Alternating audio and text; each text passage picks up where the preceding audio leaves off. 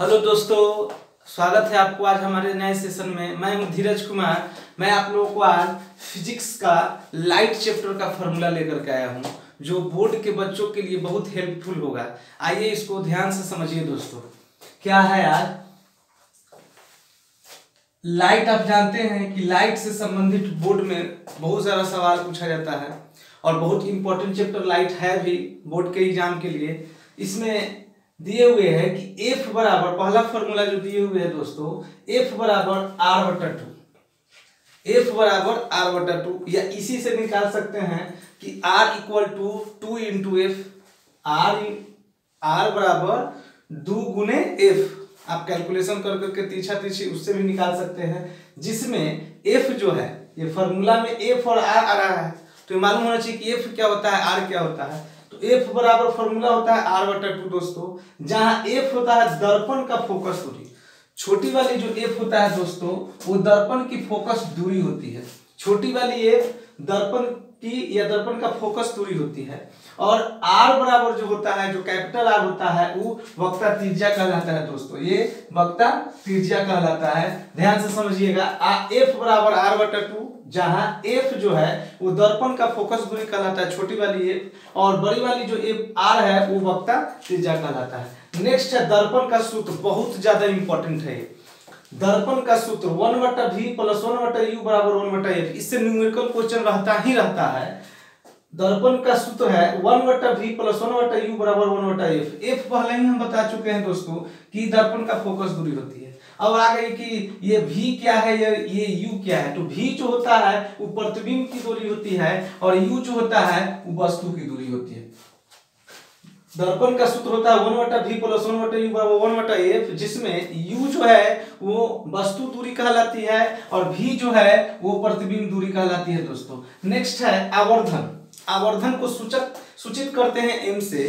आवर्धन बराबर होता है H डैश बटा H, H डैश बटा H। H डैश जो है प्रतिबिंब की ऊंचाई कहलाती है, और H जो होता है वो वस्तु की ऊंचाई कहलाती है। इसी को अगर डेफिनेशन भाषा में लिखेंगे तो H डैश बटा H बराबर, या तो उसको ऐसे कहें कि प्रतिबिंब की ऊंचाई बटा वस्तु की ऊंचाई, ये आवर्धन कहलाती है। समझ गए। आवर्धन का ही एक और फॉर्मूला होता है। अगर आवर्धन ऊंचाई में दिए हुए, प्रतिबिंब की ऊंचाई वस्तु की ऊंचाई के रूप में क्वेश्चन दिए हुए हैं, तो हम आवर्धन निकालेंगे H डैश बटा H। मगर दोस्तों अगर आपको V और U दिए हुए हैं और आवर्धन निकालने के लिए कह रहा है, तो M बराबर हो जाएगा -v बटा U। और V आप जानते हैं कि वस्तु प्रतिबिंब की दूरी होती है, और U आप जानते हैं कि वस्तु की दूरी होती है। इसको ध्यान से समझिए, दोनों में कंफ्यूजन ना हो। अगर आवर्धन M पूछ रहा है, अगर उसमें प्रतिबिंब की ऊंचाई और वस्तु की ऊंचाई दी हुई है, तो हम आवर्धन को इस फॉर्मूला से निकालेंगे। लेकिन अगर हमको आवर्धन में V और U दिए हुए हैं, प्रतिबिंब की दूरी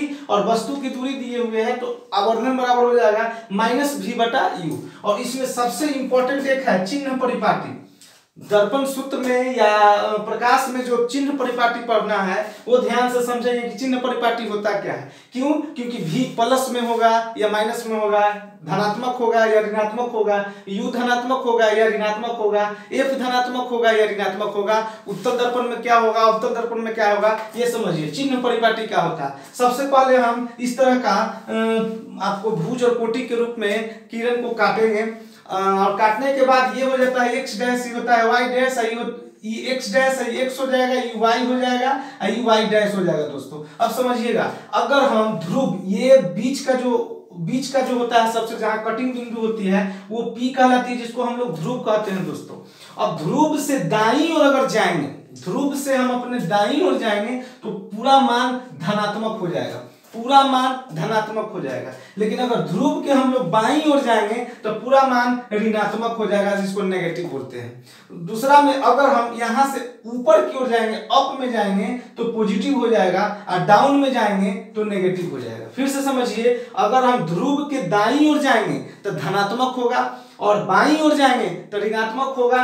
ऊपर की ओर चढ़ेंगे तो प्लस होगा, यहां से ऊपर की ओर चढ़ेंगे तो प्लस होगा, और यहीं से नीचे की ओर चढ़ेंगे तो ये आपका माइनस हो जाएगा दोस्तों। ये ध्यान से समझिएगा, क्योंकि इसके समझने के साथ ही आप ये समझ पाएंगे कि V माइनस में होगा या यू माइनस में होगा या प्लस में होगा, एफ प्लस में होगा या माइनस में होगा, या धनात्मक होगा या ऋणात्मक होगा, ये चिन्ह परिपाटी से ही क्लियर होगा दोस्तों। इसको ध्यान से आप समझिएगा और पूरे को आपको मेमोराइज करके एग्जाम में जाना है। इससे संबंधित सवाल आपको बोर्ड में देखने को मिलेगा। धन्यवाद दोस्तों।